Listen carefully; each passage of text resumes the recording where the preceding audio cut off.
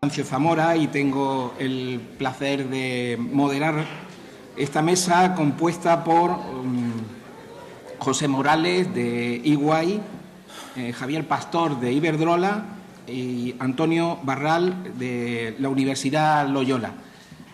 Jorge Hinojosa tenía previsto participar en esta mesa, pero bueno, por razones de última hora al final no ha podido asistir.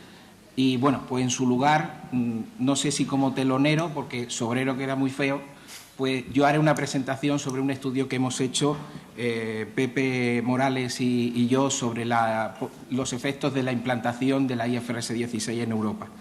Bueno, sin más preámbulo, pues paso la palabra a Antonio Barral de la Universidad Loyola, que hablará sobre elementos claves de la NIF 16. Muchas gracias, Constancio. Gracias a Felipe como alma mater de la organización de estas jornadas. Siguiendo con los símiles taurinos, mi función será hacer un trasteo limpio para dejar el toro a suerte para que los diestros posteriores realicen el resto de la faena.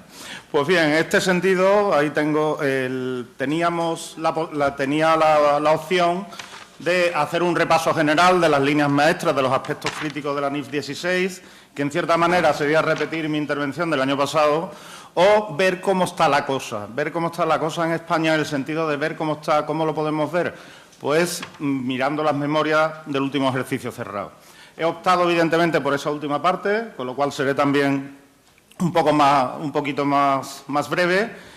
Y la idea, en cierta manera, es decir, mira, estamos todos trabajando y luego que Pepe y Javier nos cuenten en qué terreno más detallistas están trabajando. Básicamente vamos a ver los estudios de impacto de la NIF 16 para justificar cuáles son los sectores sobre los cuales he efectuado este pequeño análisis y además, y en la segunda parte, pues cómo están informando las empresas españolas. Respecto a los impactos, pues en primer lugar hablar del informe del análisis que hizo el IASB, que publicó en 2016 sobre información de 2014, que seleccionó el universo de todas las compañías cotizadas a nivel mundial, que eran unas 30.000. De esas 30.000 tomó las 14.000 que informaban sobre arrendamiento financiero y a partir de ahí seleccionó una muestra de 1.022. Ahí vieron que sobre bases descontadas al 5% de tasa de descuento, pues que el pasivo emitido era de 1,66 trillones y que los sectores más afectados eran aerolíneas, eran retailers, el ocio, travel and leisure y los transportes. He estado buscando también cómo sectorizaron o en base a qué clasificación hicieron esa sectorización, pero la verdad es que no lo he encontrado. Y luego, ¿por qué lo he buscado? Porque en el EFRAG en un análisis posterior que hace el EFRAG, utilizan una sectorización diferente y en España la Bolsa de Madrid, a la hora de intentar buscar sectores similares, es otra sectorización diferente, lo cual es tremendamente divertido. El impacto en pérdidas y ganancias, pueden observar también que nuevamente los sectores principalmente impactados son exactamente los cuatro mismos que hemos comentado anteriormente, los mismos que estaban afectados por el tema del afloramiento del pasivo y finalmente respecto a los porcentajes, respecto a lo que es el ratio de endeudamiento, pues nuevamente vemos que los más impactados vuelven a ser, en este caso con mucha diferencia, las aerolíneas y los distribuidores, los retailers. Pues bien, este es el impacto de la NIF 16, creo que lo debemos conocer o lo conoceremos la mayoría de los que estamos aquí.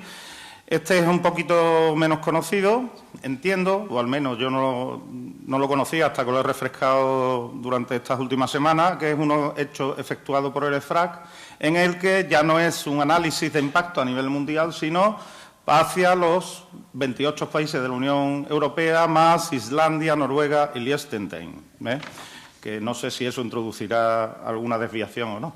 En este caso, el universo total, es decir, todas las compañías cotizadas sobre datos también de 2014 y 2013, puesto que dice que en el EFRAG había mucha información de 2015 que no estaba disponible, con lo cual pues tomaron como referencia el 2013 y 2014. pues seleccionaron una muestra de 417 compañías. A efecto de dimensionar respecto al IASB, pues en el IASB fueran 1.022, de las 1.022, 348 eran europeas. Es decir, que en este caso la muestra se amplía y además tienen 232 empresas, son comunes en ambas muestras. Digamos que hay 232 empresas que son un poco más manoseadas. En este caso, el efecto, también sobre bases descontadas a la misma tasa de descuento, al 5%, es de 451 billones. Si vemos en detalle a efectos de sectorización, en este caso sí la sectorización sí está identificada, que es la que aparece ahí en la transparencia, pues los sectores más impactados es básicamente también no tenemos retailers, pero serían los consumers, con lo cual estaríamos con un 21%. Aparece el sector de energía, que no era un sector que aparecía excesivamente impactado, según el IASB, las industrias y la información y las tecnologías. Esto desde el punto de vista de pasivo que afloraría, de tal manera que el efecto sería que tendríamos un 16% más de pasivo de media en toda la información financiera de estas empresas. También una novedad con respecto al IASB es que introduce las entidades financieras que estaban específicamente excluidas del trabajo y del análisis que hizo Dios santo, del análisis que efectuó en su momento el IASB. Aquí lo introducen y efectivamente se ve que el impacto, en cierta manera, el IASB podría tener razón al dejarla fuera por su especificidad y por su escaso impacto. En ese mismo análisis del EFRAG, esto es una imagen del estudio del EFRAG, que está concretamente obtenido de unos papeles unos papeles de trabajo de una reunión del BOAR. Respecto al impacto en el EBITDA, pues en el impacto en el EBITDA estiman un total de un 10,2% y los sectores impactados en este caso serían también los análogos a los retailers. Bueno, entonces, ¿qué es lo que hacemos? En principio, pues yo lo que he hecho es decir, realmente los retailers son los más impactados. De hecho, los 4 sectores que formula el IASB como los más impactados son al final con los que he hecho una clasificación sectorial en la Bolsa Española y he tomado todas las cotizadas de los sectores textil, vestido y calzado, ocio, turismo y transporte y distribución. En definitiva, con 3 subsectores, pues he tomado es la totalidad. La Bolsa Española es una bolsa sin excesivo número de empresas en términos comparativos, pero nos sirve a efectos previos. No pasa la ocasión sin decir que, bueno, ya se hicieron, que todo esto que están adelantando, todas estas conclusiones que están alcanzando IASB, EFRAG, pues ya fueron adelantadas pues en diversos estudios, pues algunos que hicimos en nuestra universidad, la que hicieron Fito, Moya y Orgaz, y bueno, la que hicieron incluso todo esto también pues lo llegaron Molina y Mora, pues lo llegaron a investigar en todo lo que era la acción de los stakeholders respecto al lobbying en la regulación internacional. Es decir, que hay numerosa literatura ya a estas alturas de la película. Bien, ¿qué es lo que hemos mirado o qué es lo que se ha mirado en esas memorias? Pues si se da información sobre las NIF, si se da información cualitativa, sí o no, si hacen ya alguna cuantificación del impacto, si se informa de la implantación de la NIF 16 y luego, como contraste, si desglosan adecuadamente los arrendamientos operativos no cancelables y se informa adecuadamente de ello en las notas de la información financiera. Y ya por curiosidad también pues, ver el auditor, que en este caso todos eran Big Four excepto uno. Respecto a los datos, son todos los últimos cierres, que son o 31 de diciembre de 2016 o a lo largo del primer semestre de 2017, todos disponibles. Que lo que ocurre, hay una sociedad del sector ocio-turismo, del sector ocio, que tiene cuentas anuales individuales, con lo cual no informa de nada de esto, con lo cual queda excluida. Y otra de las sociedades presenta cuenta, aunque cotiza en Madrid, presenta cuenta en Luxemburgo, también de turismo, pero se ha incluido en el análisis puesto que se informa de las NIF. Como curiosidad, respecto a los 4 primeros factores que hemos visto, todos aparecen, ahí las Big Four parece que tienen cierta responsabilidad en la homogeneización de información, todos vienen en la nota 2, están todas ordenaditas de esa manera, es una curiosidad. Respecto a las conclusiones, todas las sociedades informan sobre la NIF 16, entre otras cosas preceptivo, pero queríamos verlo de todas maneras. Y respecto al detalle cualitativo de la norma, básicamente la información de la NIF 16 a estas alturas de la película, no olvidemos que estamos en 2016, es una información genérica. La despachan generalmente con un parrafito diciendo que está todavía pendiente del endoso de la Unión Europea y primero paz y después gloria. No obstante, hay 4 que sí, hay un 30% que sí informan más detalladamente sobre cuáles son los impactos, etcétera. Ya empiezan a avisar, ¿no? Esos son... Diríamos que esos son los que quieren ir avisando de manera más detallada a sus, digamos, a sus públicos objetivos, a sus inversores o a sus prestamistas. Respecto a la cuantificación, cuantifica 1, que dice que los arrendamientos operativos no cancelables son de X y que seguramente, y aunque no es definitivo, seguramente el importe más o menos será de ese. Es decir, que ya hay uno que se está mojando.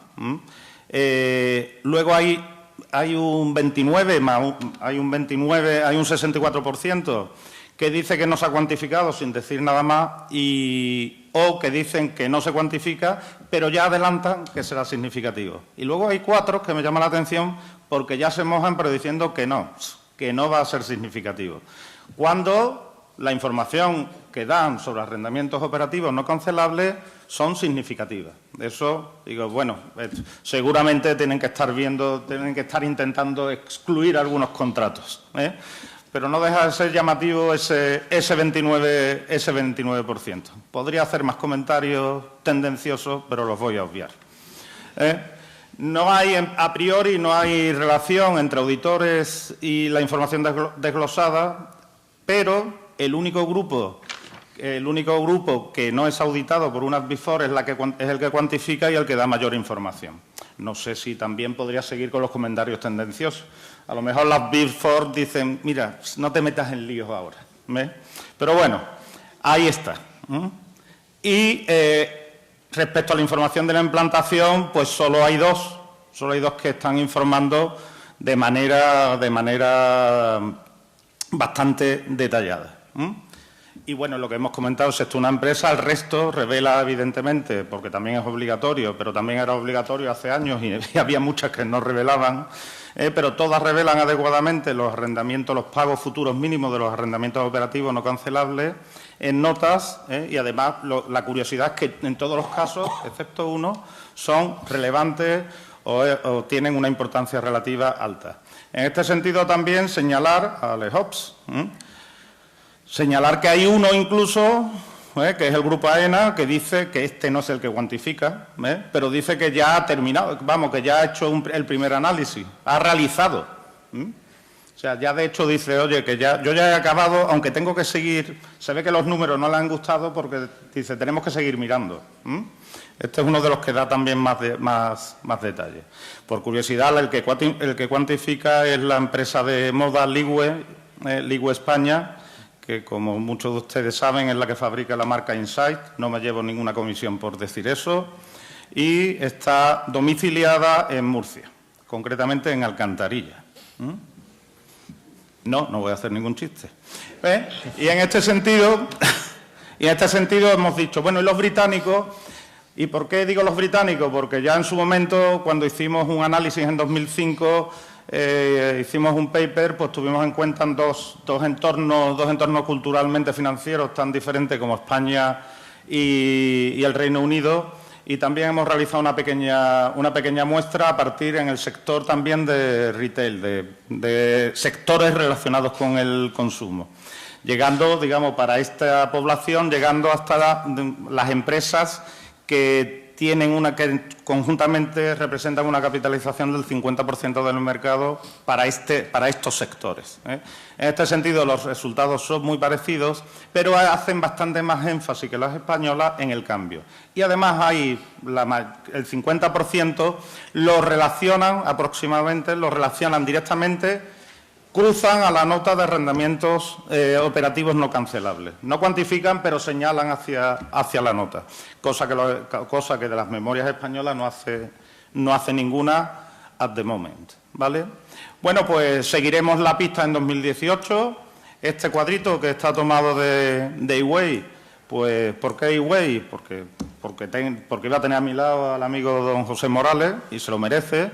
Y, evidentemente, 2016-2017 son años en que se están trabajando en ello. Y, además, tenemos dos enfoques posibles. Un enfoque que es el full, que, en definitiva, es tener en cuenta una aplicación retrospectiva, y otro que es hacer una proyección retrospectiva y prospectiva. ¿Qué es lo que ocurre? En cualquier caso, el 2018 ya es crítico, va a ser crítico, o el final del 31 de diciembre de 2017, porque si tengo que informar en 2019, el 1 de enero de 2019, con un año de comparación, ya las empresas, de hecho, ya tienen que empezar a tomar nota. Evidentemente, ninguna muestra del grupo, ni del español ni del británico, se ha acogido a la aplicación anticipada, lo cual no nos ha llamado la atención. Y, bueno, suponemos que según nos vayamos acercando a la aplicación obligatoria, pues supongo que se irán dando más información. En el caso que sea así, actualizaremos datos, ampliaremos muestras y tendremos a bien proponerle a Felipe pues actualizar esta presentación. En caso que no sea así, porque los asesores y auditores todavía estén diciendo que tranquilos, pues entonces esperaremos un año más. Y mientras tanto, pues como Javier y Pepe como asesor, consultor, analizan contratos, están viendo a ver dónde se pueden acoger las excepciones, afinan las tasas de descuento, preparan la política de comunicación, van formando a su gente. Señores, y por el medio es que se nos ha colado además la modificación de la serie 7 de las normas internacionales de auditoría. Coño, perdón. Caray, que va a ser una cuestión clave de auditoría. Veremos también si se incluye como cuestión clave de auditoría o no, porque si es tan importante en todo este tipo de empresas, supongo que el auditor tendrá que mojarse, o nos tendremos, puesto que yo estoy en ese bonito colectivo, tendremos que mojarnos sobre el respectivo, sobre ese tema. Y siempre hablamos de lo mismo, coste-beneficio, pero ¿quién paga aquí la fiesta? ¿Quién paga las copas? Creo que está claro por parte de todos. Bueno, pues gracias, Pepe, Javier, Constancia. Muchas gracias, Antonio. Bueno, pues paso ahora la palabra.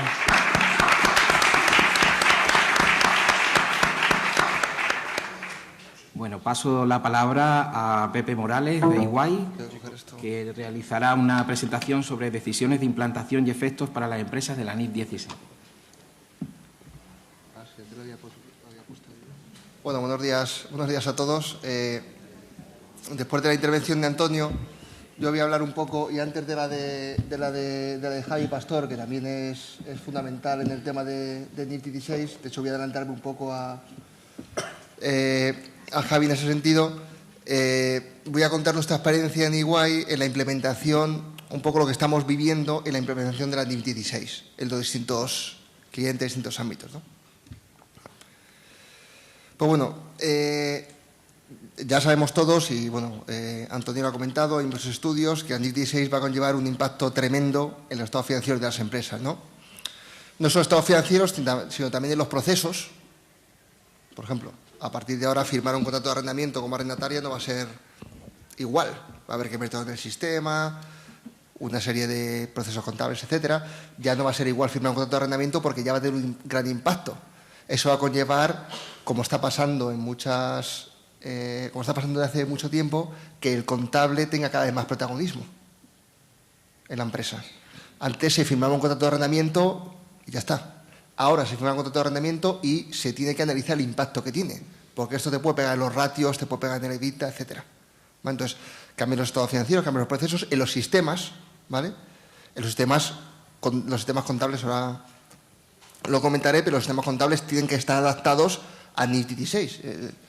El sistema contable tiene que saber contabilizar los contratos de arrendamiento que la empresa tiene como arrendataria con el modelo de capitalización de NIF 16.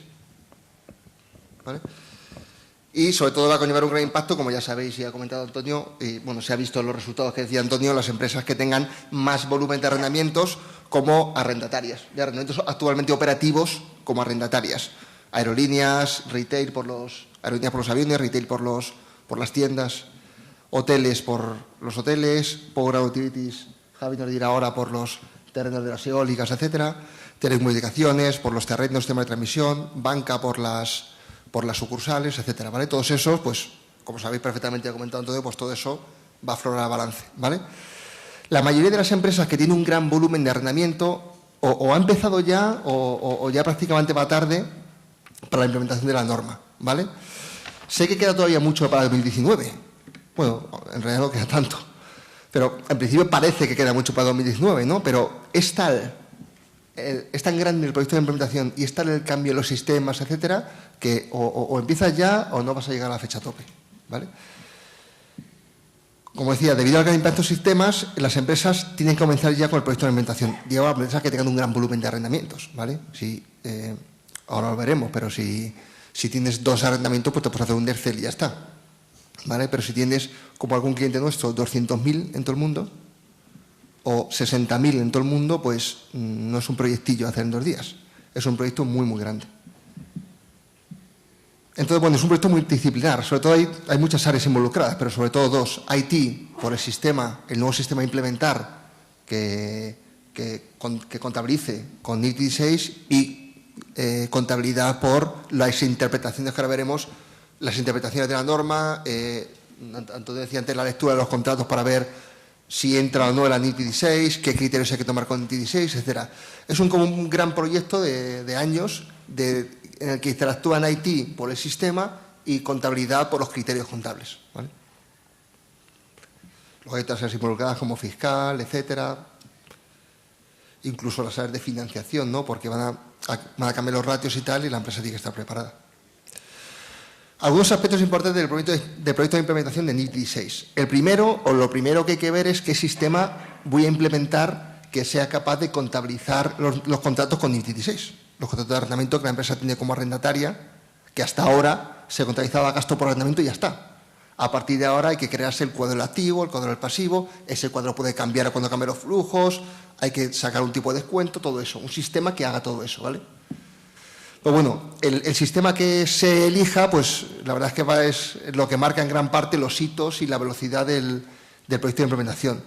Todas las grandes empresas que yo no todas, pero casi todas las grandes empresas que yo conozco, no puedo decir nombres, pero prácticamente todas van a implementar un módulo SAP que se llama SAP Real Estate, que es un módulo SAP que no quiero hacer propaganda, como decía Antonio, vamos, pero este es el que están implementando en las grandes empresas. Se llama SAP Real Estate, el nombre es un poco engañoso porque no es solo para Real Estate, es para cualquier tipo de arrendamiento, pero se llama así.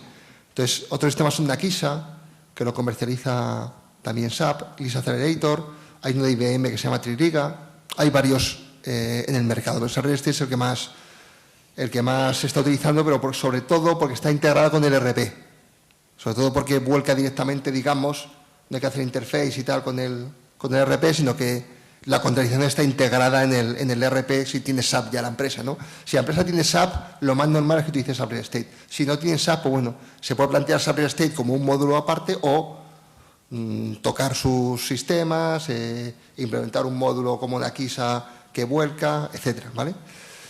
Una solución extrema es utilizar Excel, pero vamos, Excel solo recomendamos si tienes, yo qué sé, 5 arrendamientos, porque está el jaleo, porque el cuadro inicial se puede hacer muy fácilmente, el cuadro activo y del pasivo, pero claro, por ejemplo, tenemos una compañía que tiene como 10 aviones y lo está haciendo en Excel, ¿vale? Lo hemos hecho nosotros en Excel, pero esta tiene la desventaja de que los aviones, de que las cuotas están en dólares y eso te genera diferencia de cambio, tienes que estar todo el rato calculándolo.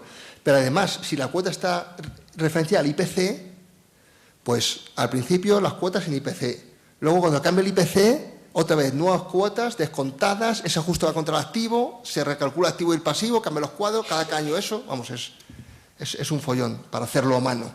Eso lo mejor es que lo haga un sistema, vamos. Ya digo, si tienen más de X contratos de arrendamiento. ¿Vale? Luego también nos han puesto de moda, porque claro, lo que pasa es que es un tema un poco complicado, pero se está intentando, el tema de los OCRs, porque claro, hasta ahora una empresa, por ejemplo, que tenía 200.000 contratos de arrendamiento los tenía en un cajón. O no los tenía. Los tenía por ahí perdidos, tal. Claro, todo eso ahora hay que meterlo en el sistema. O sea, las características de esos contratos hay que meterlo en el sistema para que el sistema lo contabilice, te cree el cuadro. Claro, que hay que leerse 200.000 contratos. Eso es espectacular. Entonces, bueno, se están intentando crear como OCRs, como lecturas automáticas inteligentes por parte de sistemas del contrato para que por lo menos te haga una primera batida y no tengas que estar leyéndote los 200.000 contratos.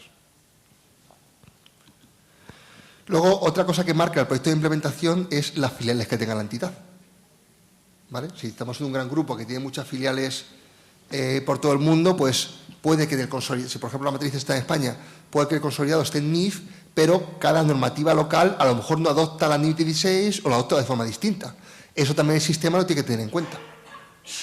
Por ejemplo, pues el país, digamos, que ya ha emitido una normativa de arrendamientos que no es como NIF 16, por supuesto, de hecho, creo que eso será hacer el año pasado, explicó las diferencias entre el NIF 16 y el tópico 842 de US GAAP, que es la norma americana, ¿no? Pues ya hay varias diferencias ahí. Y una empresa que tenga la matriz aquí y una filial allí o viceversa va a tener diferencia de consolidación, diferencias de reporting, ¿vale? Por ejemplo, en US GAAP, el modelo de capitalización que aplica el arrendatario, hay dos, en IFRS solo hay uno y en US GAAP hay dos, uno para arrendamientos financieros y otro para arrendamientos operativos. El arrendatario sigue teniendo que ver si el arrendamiento es financiero u operativo para aplicar un modelo u otro de reconocimiento de resultados. Eso lo vimos el año pasado con Araceli. La excepción de bajo valor no existe en US GAAP, ahora lo comentaré brevemente. Con lo cual, como mi matriz, como yo soy una empresa que mi matriz está en Estados Unidos, lo mismo no me dejan aplicar la excepción de bajo valor porque allí no la pueden aplicar. El tema del IPC, cuando cambia el IPC, ¿vale? Es diferente de IFRS en US GAAP. En IFRS se va cambiando el pasivo continuamente, en US GAAP no cambia el pasivo, la diferencia contra resultados con respecto al cuadro inicial. El sublease es diferente, por ejemplo, aquí cuando hago un sublease, digamos, cuando soy arrendatario y luego arrendador, ese segundo arrendamiento, en IFRS, para ver si es operativo financiero, me tengo que ir al derecho de uso del primero y bajo US GAAP me tengo que ir al bien original, con lo cual es distinto. Si yo tengo un lease por 3 años y un sublease por 3, bajo IFRS seguramente el sublease será financiero porque es toda la vida del right of use, del derecho de uso original, pero en US GAAP va a depender de la vida económica del bien arrendado, que pueden ser 10 años a lo mejor. Entonces, hay diferencias, por ejemplo, en México sí se va a adoptar la NIF 16 con alguna diferencia, en Brasil prácticamente con ninguna diferencia, etcétera. En cada país pues se está haciendo una cosa u otra y claro, si tienes muchas filiales, pues eso te crea también que tu sistema te ha que dar respuesta a todo eso. Otra cosa importantísima que están haciendo las grandes empresas es analizar el alcance de la norma. La norma, o sea, yo os digo que es muchísimo más subjetiva de lo que parecía al principio, muchísimo más. O sea, es una cosa tremenda. Y en un tema que es muy subjetivo es en el alcance de la norma. ¿Qué es arrendamiento y qué no? ¿Qué entra en el alcance de la NIF 16 y qué no? O sea, ¿qué es arrendamiento y qué es servicio? Dicho mal y pronto. Cuando hay un bien identificado, cuando el arrendatario tiene el derecho a dirigir el uso del activo, todo eso está habiendo muchísimas dudas de lo que entra y no entra en NIF 16. Por supuesto, muchas entidades intentan sacar lo máximo posible para que tenga menos impacto la nueva norma, ¿no? La NIF 16 da una serie de guías, pero son muy subjetivas y hay muchísimas dudas, ¿vale? De hecho, una cosa muy curiosa es que, no sé si va a comentar Javi ahora, es que una cosa que te permite la NIF 16, ¿vale?, es no analizar los contratos que tienes vivos y asumir que los contratos que tienes vivos, que son arrendamiento hasta ahora, también son arrendamiento bajo NIF 16. Que los que hagan arrendamiento bajo NIF 17 y IFRS 4 también lo van a ser bajo NIF 16, ¿vale? Te permite esa solución práctica para que no te dejes analizar todo. ¿Qué tiene de malo eso? O sea, eso está bien, pero tiene una cosa mala. Y es que, claro, hasta ahora Que fuera arrendamiento no, pues tampoco pasaba nada. Que estuviera la cuenta de resultados como arrendamiento o como servicio, pues bueno, tampoco se prestaba mucha atención, porque era gasto igual. ¿Qué más da que estuviera arrendamiento? Claro, ahora ya no da igual, y ese análisis puede que no esté bien hecho. En otras palabras, en los pagos mínimos de arrendamiento que se utilizan, que decía Antonio, que se utilizan para descontar y ver el efecto, en muchos casos están mal. ¿Por qué? Porque al final lo que se metía como arrendamiento no se hacía un análisis muy profundo de si era arrendamiento o si no era arrendamiento. Entonces, ahora se está haciendo un análisis profundo y se está viendo qué hacer. Si arreglar todo bajo NIFTY 17 y a partir de ahí saltar a NIFTY 16 o no tomar esta solución práctica. ¿Vale? Vamos, os puedo decir un montón de ejemplos de cosas que no están claras, pero vamos, el tema es muy complejo, ¿no? Luego, otro tema que tiene la norma es el tema de las decisiones que hay que tomar. El impacto en una empresa u otra depende muchísimo de una serie de decisiones que tiene que tomar la empresa. Por ejemplo, de si excluye del modelo los arrendamientos de corto plazo. Bueno, hasta ahí más o menos. De si excluye del modelo los bienes de bajo valor. Ahí es muy subjetivo. La norma te dice $5.000, pero te dice en la base para conclusiones de pasada. Dice, Elías Bohr estaba pensando en $5.000. Dice, estaba pensando en $5.000. Dice, joder. Entonces claro, $5.000, encima están dólares. Lo cachondo es que están dólares y en US GAAP no existe esta exclusión, ¿no? Eso es porque sí hubo, pero la quitaron, ¿no? Entonces, bueno, entonces $5.000 como guía, pero claro, ahí cada uno va a tirar por un lado. Lo que digo es que no puedes, si quieres, no meter como en el modelo de capitalización los arrendamientos de un bien cuyo valor nuevo sea menor de, entre comillas, $5.000. ¿Vale? Sea menor de $5.000. Entonces, esa cifra es totalmente subjetiva. Y además, incluso alguna empresa me ha dicho que está pensando no aplicar estas excepciones de corto plazo y bajo valor. ¿Por qué? Porque hay algunos sectores que se les mide, ¿vale?, por el gasto operativo, llamémosle, ¿vale? Con el gasto operativo con respecto a total de activos. Si metes más arrendamientos en el modelo de capitalización, te quita gastos operativos y te metes activos. Te quitas gastos operativos porque ahora está en amortización y en intereses y te metes activos por todos los activos, con lo cual mejora mucho tus ratios. Con lo cual hay empresas que están pensando en no aplicar la exclusión, ¿vale? Luego, la separación de componentes, separarlos o no. El tema de las 3 posibilidades, 2 y una con 2 variaciones de primera aplicación. Eso también puede dar lugar a fotos distintas. Ya os digo que la retrospectiva total en grandes empresas es prácticamente imposible. O coges un atajo o es imposible, vamos, totalmente imposible. Y luego también, por ejemplo, aquí hay mucha polémica. En la primera aplicación, la retrospectiva modificada, que activo no es igual que el pasivo. ¿Cómo calcula el activo? Aquí hay también polémica. La norma te dice, claro, en teoría tendrías que ir a 1 de enero de 2019, descontar los flujos, ese es el pasivo. El activo te tienes que ir al principio de la vida. Con la curva de ahora, ver cuánto era y ver cuánto te queda por amortizar. Pero claro, en un alquiler que empezó hace 10 años,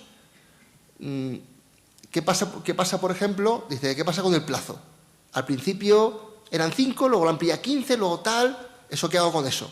Pues la norma te permite, dice, mira, no hagas todas esas reestimaciones. Mira para el futuro como si mira para el pasado como si hubiera sabido el futuro, ¿vale? Entonces, eso te permite como aliviarlo. Pero muchas empresas dicen, ¿y qué pasa con el IPC? O sea, imagínate un arrendamiento referente al IPC. Lo que tenía que haber hecho es, si al principio la cuota era 100, 100, descontado. Luego subió a 101, por ejemplo, descontar los 101, ver el nuevo pasivo con respecto al original, eso, hacer un ajuste contra el activo y empezar a hacer el cuadro. Y eso cada año. ¿Eso tengo que rehacer todo? No hay respuesta ahora mismo, ¿vale? Es que la norma te dice que en esta retrospectiva modificada puedes aplicar hindsight, te dice que es como una especie de atajo, pero no se está claro si el IPC está dentro o no del atajo. Con lo cual la película puede cambiar. El tema del plazo, bueno, o sea, otra razón por la que los pagos mínimos de arrendamiento que vienen desglosados ahora no es totalmente correcto cogerlos para ver el impacto, es el tema del plazo. El tema del plazo no incluye, el plazo de arrendamiento no solo incluye el periodo mínimo obligatorio, sino el periodo mínimo obligatorio y opciones de ampliación que tú esperes tomar o tú esperes ejercitar, ¿vale? Que eso ya es, ahí por supuesto, hay mucho juicio de valor, hay mucho que analizar, etcétera. Pero claro, ahí no entran solo los pagos mínimos de arrendamiento, que es lo que se desglosa ahora. Con lo cual, el descuento de los pagos mínimos y lo que pueda haber de pasivo se puede parecer un huevo a una castaña. Luego el tema de los pagos variables, tampoco te dice la norma no entra mucho en los pagos variables que sí entran. Hay determinados pagos variables que tienes que tener en cuenta para calcular el pasivo y otros que no. Unos que sí, otros que no. Los que sí, se supone que son los referenciados al IPC o parecido, Euribor o parecido y precios de arrendamiento parecido. Todo el resto se supone que no. Ventas, por ejemplo, una fotocopiadora pago por fotocopias, no entra ese pago. Un coche pago por kilómetros, tampoco entra ese pago. Todos esos pagos por uso o por rendimiento no entran. Y los pagos que son IPC, índices tal, índice o tasa, te dice, sí entran. Pero hay muchos casos en los que no está claro si es índice o tasa o no lo es, ¿no? Entonces son decisiones que hay que tomar que van a cambiar mucho la foto que se dé. Y luego finalmente está el tema del levantamiento de contratos, lo que decía antes. Las empresas que tengan un montón de contratos y que implementen un nuevo sistema van a tener que coger esos contratos, meterlos en el sistema para que el sistema sepa qué plazo hay, qué cuota hay, etcétera. ¿Vale? El coger todo eso y meterlo en el sistema es un trabajo espectacular. ¿Vale? Y nada, entonces, lo que decía ya por terminar, muy bien de tiempo, ¿no? Sí, perfecto. Ya por terminar, lo que decía antes, las empresas ya están abordando, sobre todo las grandes, ya están abordando el proyecto de implementación de 2016, cada una va por un sitio, pero todo el mundo ha empezado, más o menos, ¿vale? Y ahí la foto que aparezca al final va a depender mucho de una serie de decisiones que va a tomar la empresa y que muchas de ellas son muy subjetivas. ¿Vale? Muchas gracias, Pepe, por además...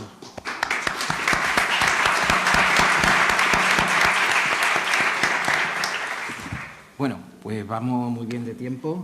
Pues Javier, cuando quieras. Voy a abrir... A lo mejor me ha pasado de antes que se ha borrado.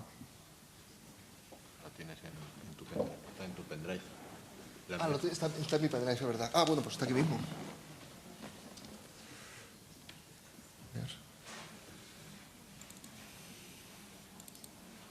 Efectivamente, está aquí mismo.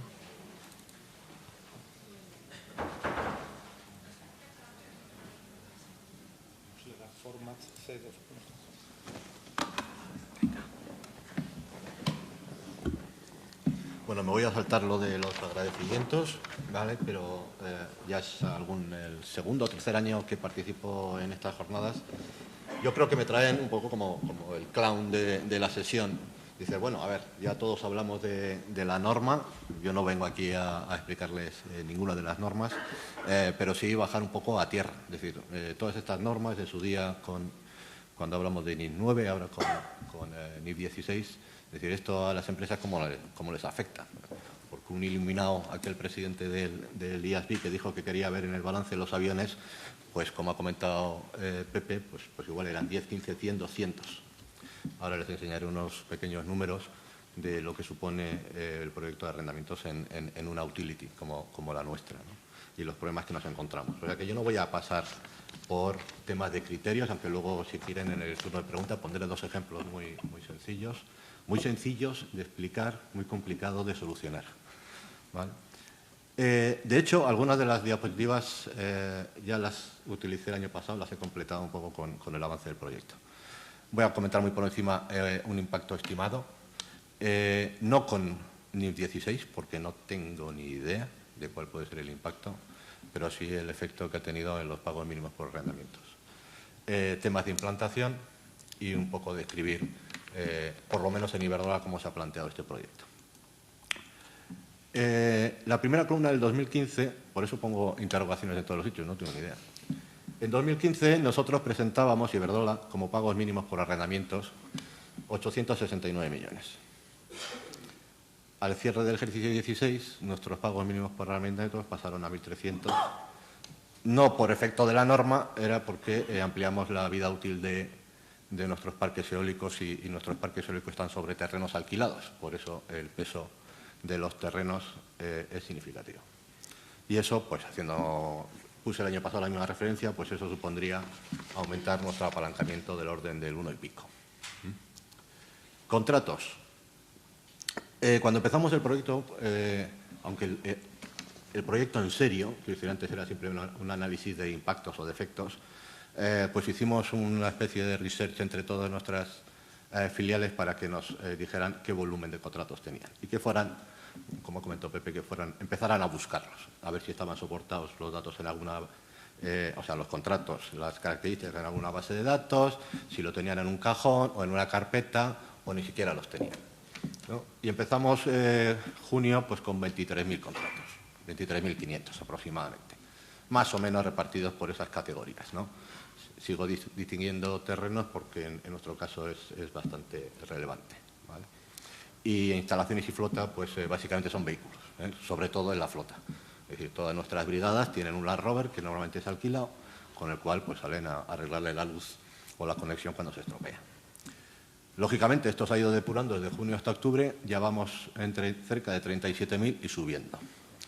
Y aquí ni siquiera he considerado los contratos que podemos tener en Brasil, porque en agosto tomamos control de Neoenergia, una sociedad brasileña, un holding que tendremos que integrar por global a partir de este ejercicio y, en consecuencia, pues tendremos que replicar este proyecto en el lado de Neoenergia.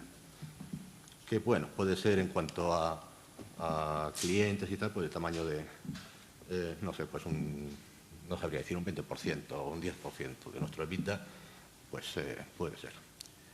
¿Y qué pinto hay un poco a la derecha abajo? Pues que no sabemos si vamos a tener en vez de 37.277.000 contratos. ¿Esto por qué? Y este señor que parece Indiana realmente es el director de nuestro proyecto. Es que le está viniendo una bola de 240.000 contratos por servidumbre de paso que cumplen la definición de arrendamiento. Y estos 240.000 contratos solo son los que existen en el Reino Unido. Y es que depende de las jurisdicciones. Bajo el paraguas de servidumbre de paso que he puesto ahí, realmente esto, lógicamente las líneas pasan por un monte, por encima de una vía, de una autopista, de los terrenos de un diario, y pues en principio estamos ocupando un espacio por el que le pagamos una cuota. En algunos casos la cuota se paga en el momento inicial, cuando construimos la línea, y en otros casos son pagos recurrentes anuales. Entonces, en principio está la definición de arrendamiento y la cumple, y estamos intentando ingeniar cómo hacer que queden fuera del alcance. Cosa que a nuestro consultor no se le ha ocurrido hasta ahora, ni a nosotros tampoco, o sea que si hay un iluminado en la sala que me avise rápido o luego en un café, que será convenientemente recompensado. Porque lo que pasa con las soluciones, efectivamente, estos contratos habría que ver todos y cada uno para saber qué restricciones al uso del terreno que ocupamos tienen esos usuarios, para ver si efectivamente el control está en nuestro lado. Bueno, lo de activo específico está claro, por donde pasa la línea, eso no hay que pensar. Pero sí que restricciones al uso tiene, pues hombre, pues si pasa de abajo pueden pastar sus vacas, pues igual sí. Si puede seguir plantando patatas, pues igual puedo decir que el uso de los beneficios de ese activo todavía están en el lado del arrendador. Pero si tengo una línea subterránea, pues a lo mejor no puede plantar muy hondo las patatas porque va a tocar mi línea y no puede. Entonces, pues esto, como pueden imaginar, pues es un impacto muy relevante en nuestro proyecto. Impacto muy relevante, insisto, esto solo es Reino Unido. Afortunadamente en España existe lo mismo, las servidumbres.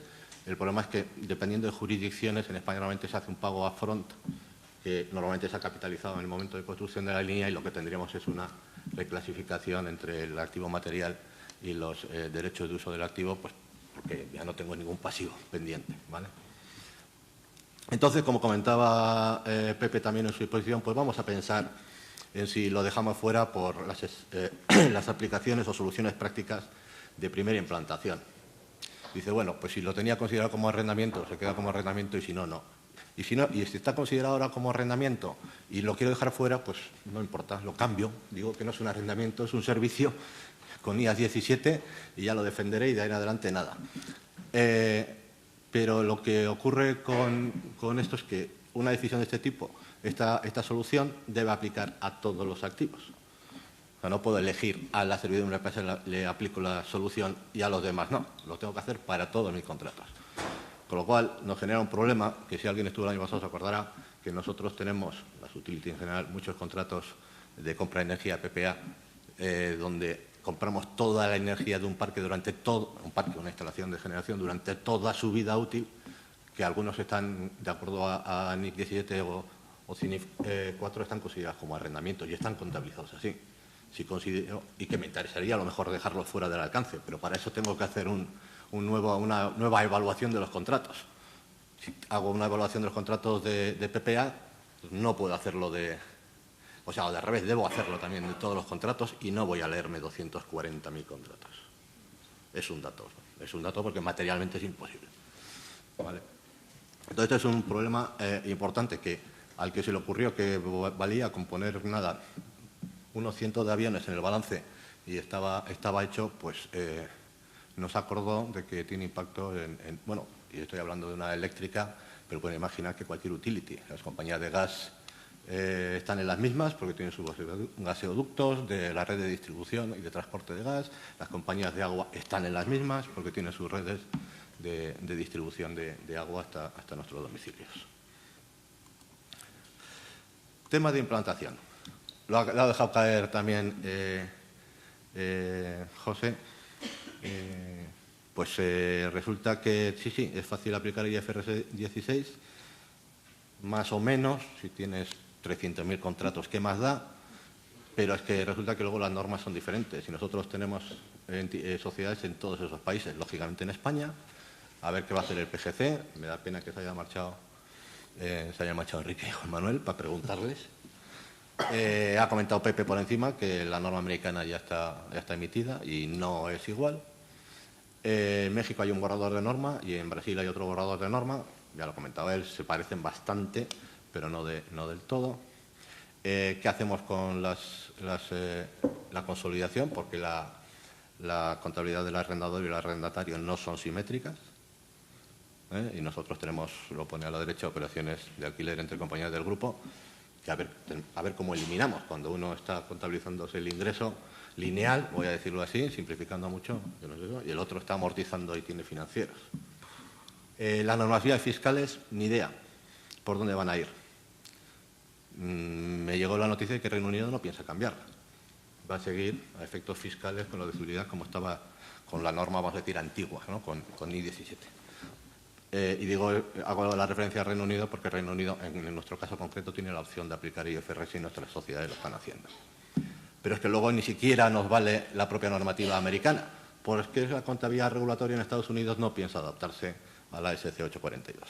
Y nuestras sociedades tienen que reportar, algunas son reguladas bajo US GAAP y además bajo las normas que emite la FERC para la contabilidad regulatoria. O sea que nuestro sistema, pues no sé lo que va a ser. Ya tenemos a Pepe de consultor y no nos da grandes soluciones, así que, bueno, no sé para qué le pagamos. Pero bueno, lo ha comentado también Pepe, ¿no? Una decisión que tenemos que tomar es si vamos a utilizar una aplicación retrospectiva o retrospectiva parcial. La retrospectiva es casi imposible, pero realmente nosotros queremos ver primero qué impactos tenemos. Qué impactos tenemos aplicando bien NIC 16. Y eso no lo vamos a tener hasta que no tengamos la aplicación montada y funcionando para poder decirle ahora contabilízame retrospectivo o dame la simulación.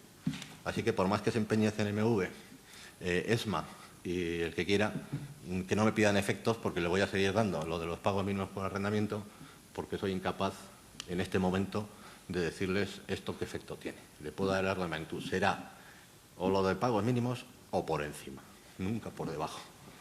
Por lo menos eso. Decisión que insisto, no hemos tomado, ya la veremos. Nosotros, ¿cómo hemos planteado todo este tema de decisiones? Esto ya, pues el que quiera lo compra y el que no, pues cada uno que haga su proyecto.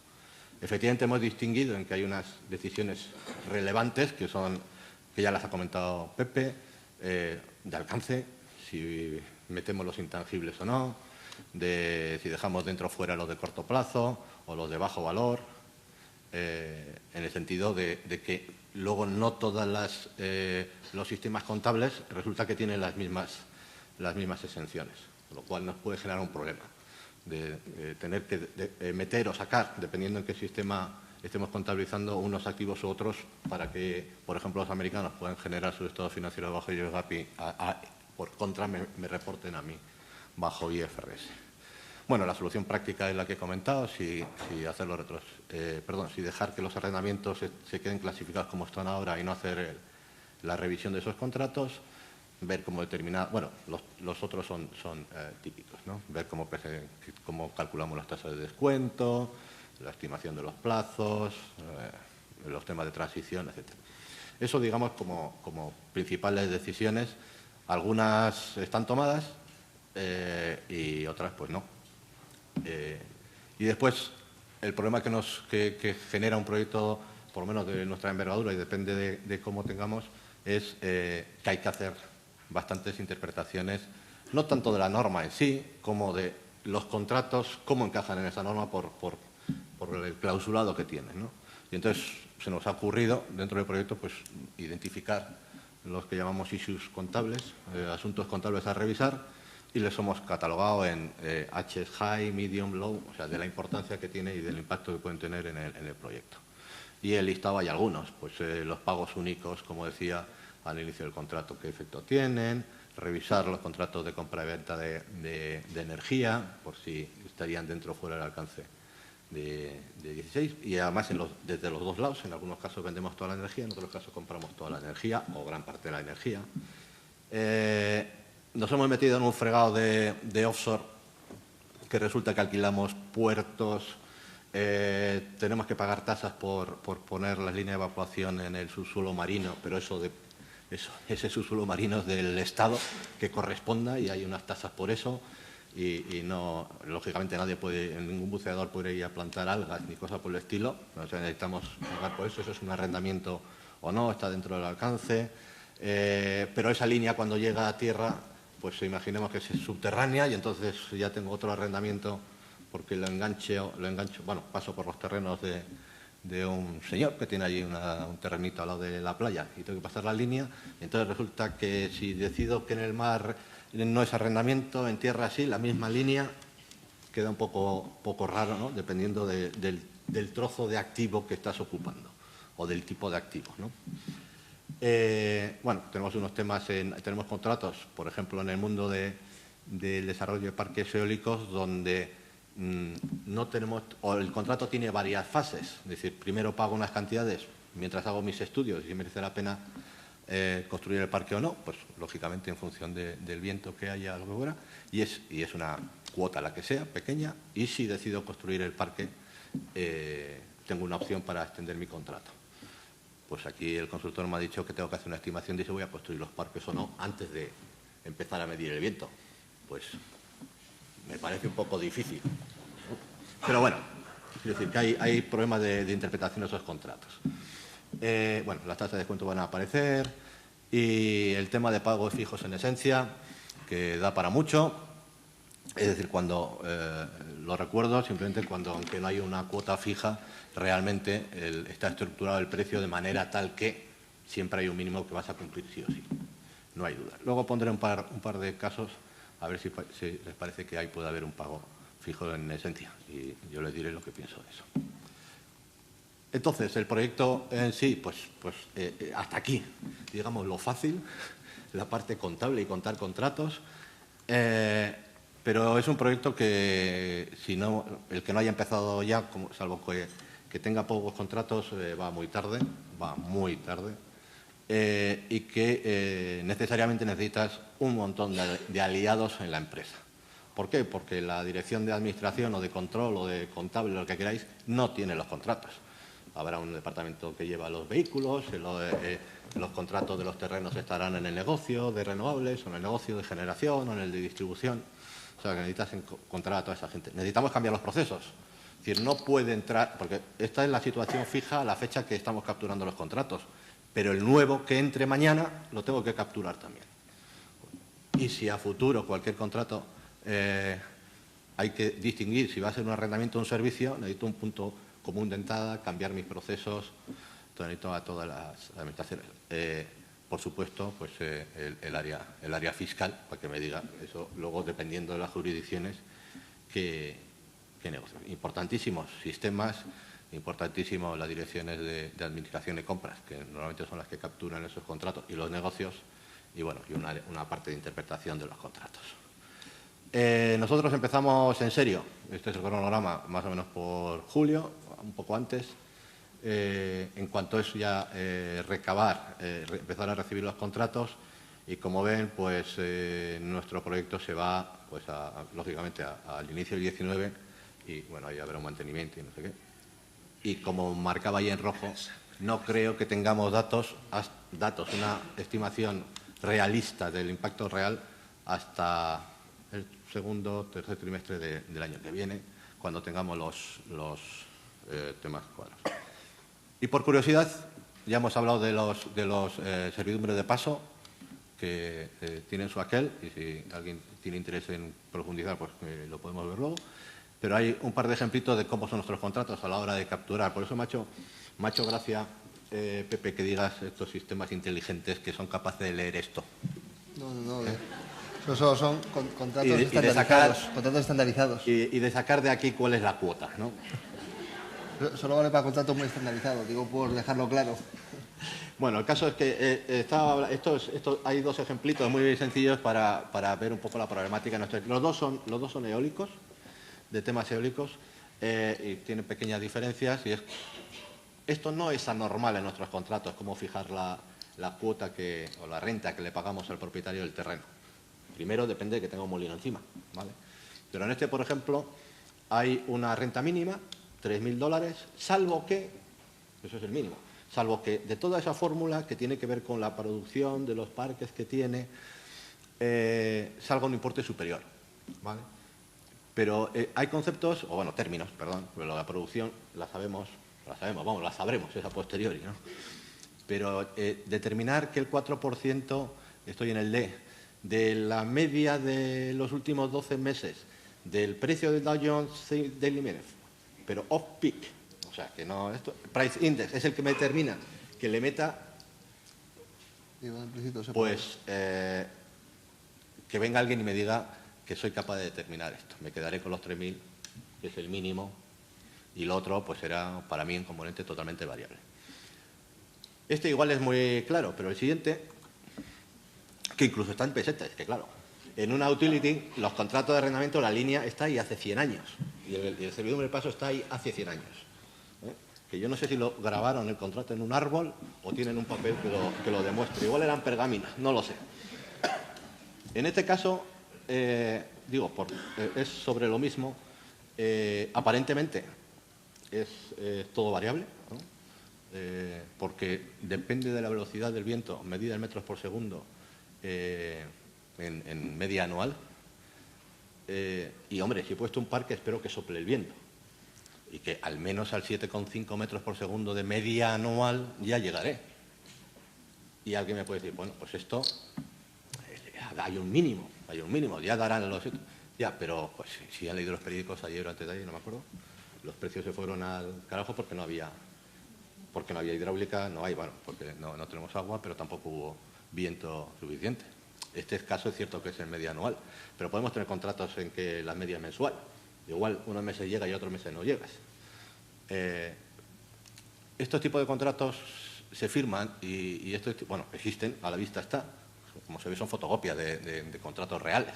Incluso ahí en este se ve a la izquierda la firma de alguien. Entonces, nosotros todo esto tenemos que leer, pasar por todos estos contratos y ver cómo está definido el clausulado. Y determinar si vamos a considerar que aquí hay un pago mínimo o no. O pago mínimo en esencia, o como queráis definirlo. Para mí, personalmente, no. Este es totalmente variable.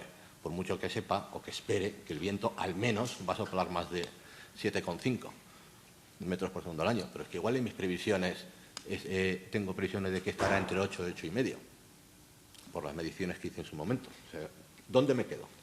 ¿En el más bajo? ¿En cualquiera de los intermedios? Esto puede cambiar de año a año. Si me ponen un parque ala me puede hacer sombra y entonces el viento no llega hasta el mío y no llega a los 7,5 y he estimado los flujos de los próximos 40 años. Bueno, flujos en el sentido de pagos mínimos por este terreno, etc. Entonces, a los iluminados que hacen las normas, que tiene sentido lo de recoger en balance, no me parece mal. Yo soy partidario de recoger en balance los arrendamientos y que no queden en una nota ahí de los pagos mínimos, pero me parece que se han pasado de frenada y que no son conscientes del impacto que tiene en las empresas reales. O sea, esto no me lo estoy inventando, o sea, esto está saliendo de nuestro proyecto. Y confiamos en llegar al 2018 con esto terminado. Pero los riesgos de nuestro proyecto son muy importantes. Y no le puedo tener soplando la nuca al regulador diciéndome que quiere ver en mis cuentas información sobre el efecto de NIF 16. De hecho, estaba en diciembre y lo hemos quitado en junio, cuando hemos visto acercados. Nos hemos ido acercando a los datos y hemos podido ir depurando, ¿no? Entonces, pues, insisto, yo no sé cuánto les afectará a los académicos. Poco, no tenéis que hacer este ejercicio con discutir si hay un pago mínimo o no, pues es suficiente.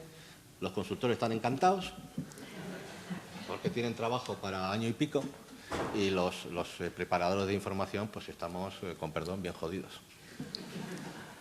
Pero bueno, saldremos de esta. Igual el año que viene les puedo dar los efectos y contarles qué hemos hecho con estos problemas que nos hemos ido encontrando o que tenemos encima de la mesa y que están saliendo por el camino. Bueno, muchas gracias.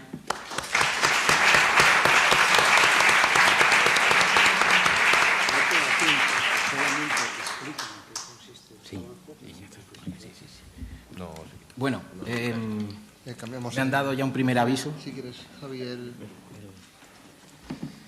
A ver, ahí. Ahí está. Ya tienes. Segundo aviso a los corrales. Aviso antes de empezar.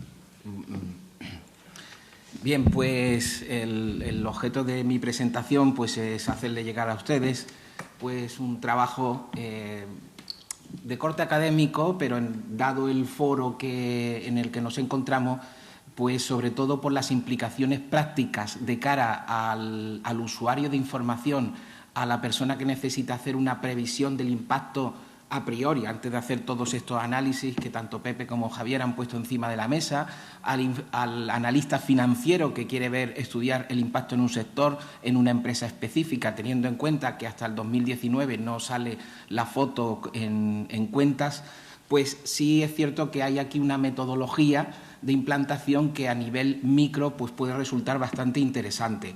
Esto pues lo tienen ustedes, el paper lo tienen ustedes disponible en una web, en el SSRN, y bueno, después también pues se va a publicar una versión más puramente académica y otra más encaminada a lo que es la implantación al detalle en 2 revistas.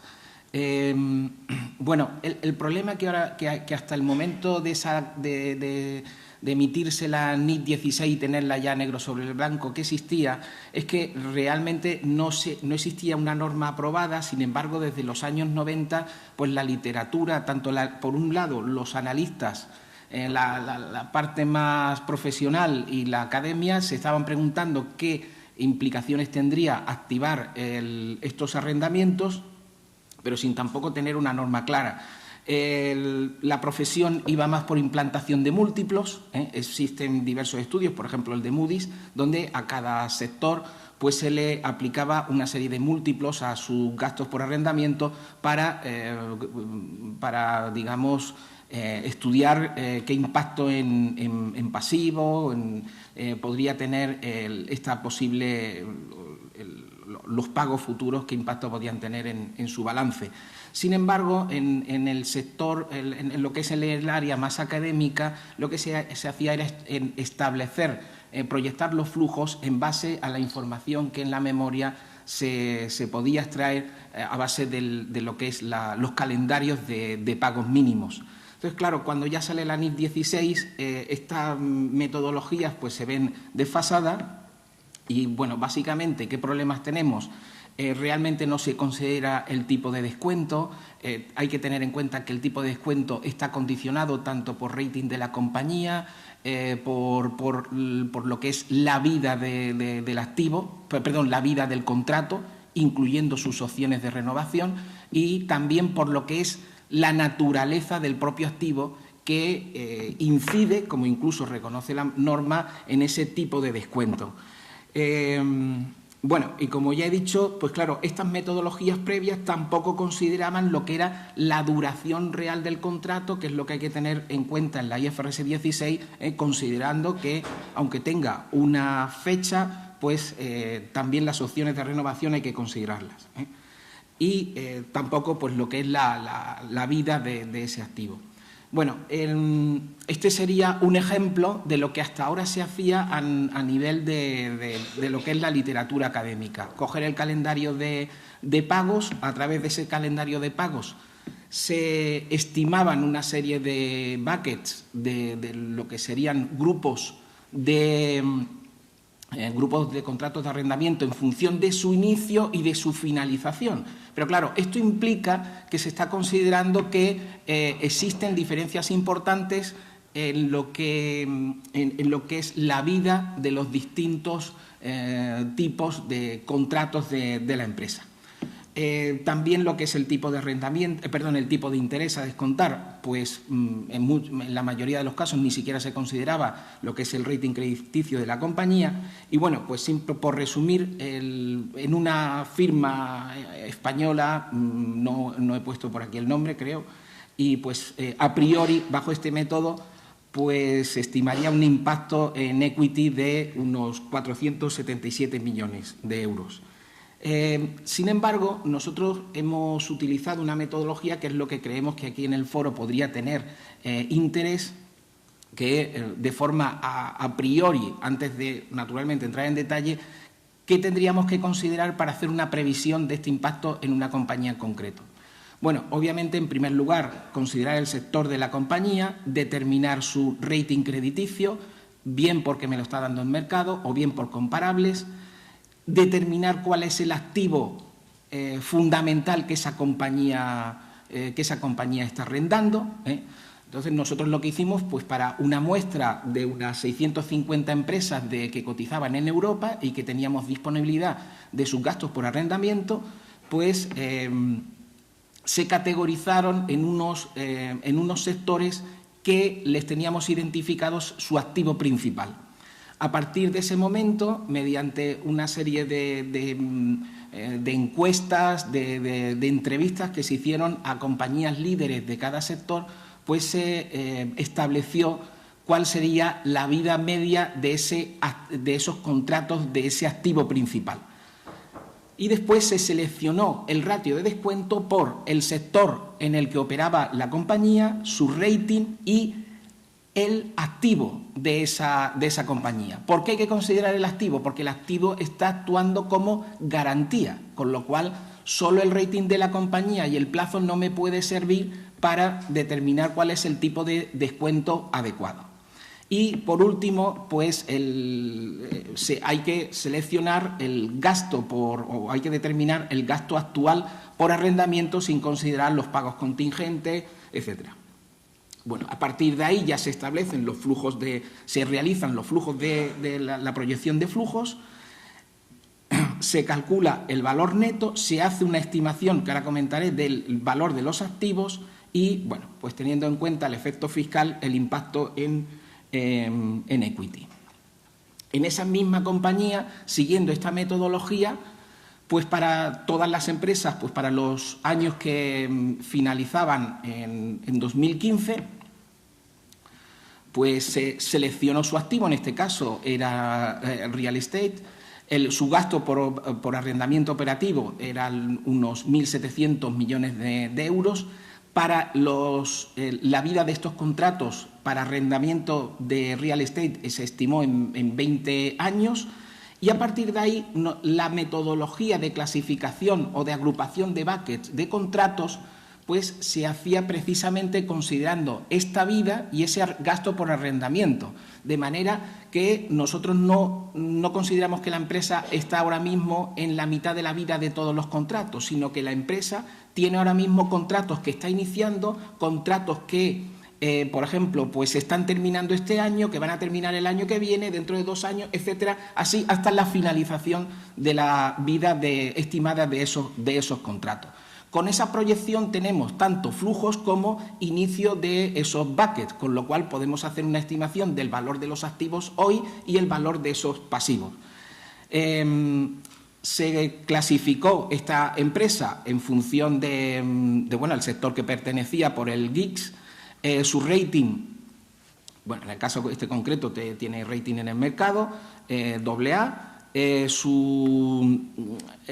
sector al que para lo que sería la estimación de su tipo de interés, teníamos una agrupación de distintos sectores para determinar las curvas, en este caso genérico, y se hicieron tantas curvas como sectores a nivel de rating, activos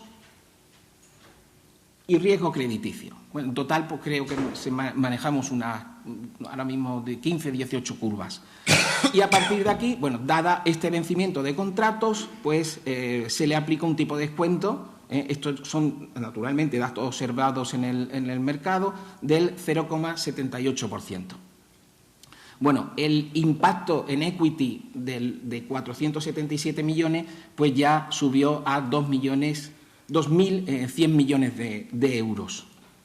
Bueno, simplemente, aunque esta quizás ya no sea la parte más atractiva, pero haciendo una estimación del mayor a priori, del mayor menor impacto en función del gasto por leasing en relación a su nivel de pasivos, se ordenaron todos los sectores y efectivamente pues encontramos que, claro, aquellos que tenían este ratio más alto presentaban un nivel en lo que era la variación de su activo y sus pasivos, así como sus ratios de apalancamiento, y encontramos que efectivamente transporte, hotel, retail, pues nos encontramos que sus activos pues tendrían un incremento desde pues en torno al en estos casos. Obviamente, pues por ejemplo en banca pues encontramos que siguiendo esta metodología sería el sector con menos impacto, pero en los de mayor impacto estamos hablando de variaciones de activos y de pasivos sobre el 28% o del 50% en el caso de los pasivos. Y para el caso de los ratios de apalancamiento, pues sobre equity estamos hablando de casi duplicar ese ratio, y sobre apalancamiento de activos pues en torno al 20%. El efecto en ROA realmente se producen en pérdidas y ganancias, efectos que pueden compensarse, y entonces aquí realmente no encontramos unos resultados que puedan llegar a algo concluyente. Bueno, finalmente, pues también los efectos de...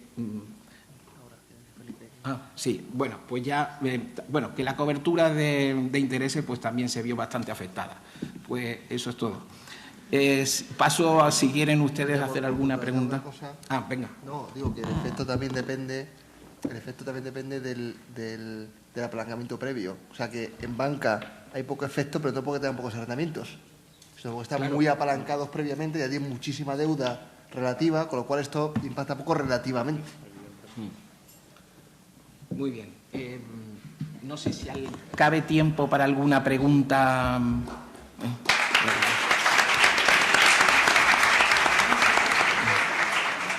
Yo creía que no me iban a aplaudir. Por favor, ¿alguna pregunta? A ver, Felipe, por favor. Yo la pregunta mía se ha contestado al final. Me ha sorprendido en la primera presentación que parece que en banca no tuviese gran efecto. Y claro, no tiene gran efecto en términos relativos, pero en términos absolutos, pues muchísimo. De manera que al final ha quedado resuelto. Por decirte un caso, por ejemplo, yo qué sé, casos de Inditex, por decir un caso. No hay nadie de Inditex aquí, ¿no? Inditex, por decir un caso, digo que una empresa que tiene poca deuda es un caso de libro, porque no tiene deuda y tiene muchos arrendamientos operativos, con lo cual ese va a ser el caso de gran impacto en ratios. Va a afectar mucho también, aunque en términos porcentuales. Correcto. Porque tiene mucha deuda normal, en términos absolutos muchísimo.